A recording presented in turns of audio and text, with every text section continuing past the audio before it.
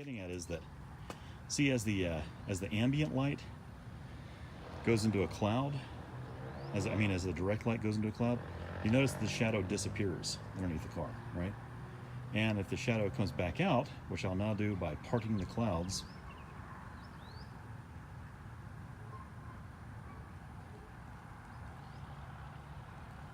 parting the clouds, I said. There we go. Then you'll notice that as the direct light increases, the shadow becomes harsher. Right, so in the augmented reality app, we want to do the same thing.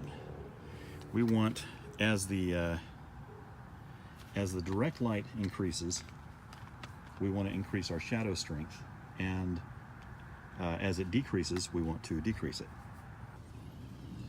On the side, we've got a boost level for the direct light, and you see if I pull it all the way to the bottom, so the direct light is not boosted at all, then you see that there's very little shadow. But if I increase that boost level so that the direct light is increased, and it should roughly match the color or the intensity of the real sunlight, then the shadow darkness should increase also.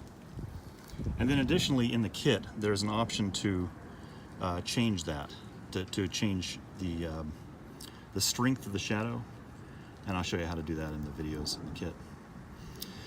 But this is all an attempt to create a much more realistic object as it sits in the environment, match the shadows, that kind of thing around it. This is not the contact shadow system, this is the direct light shadow system. And so that's what you're seeing there.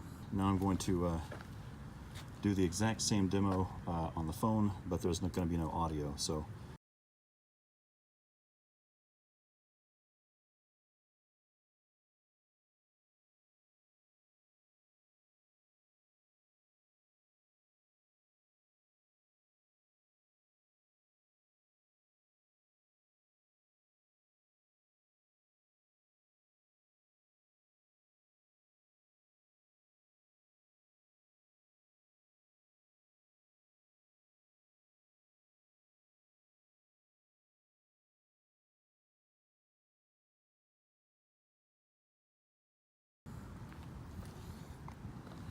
and that's it.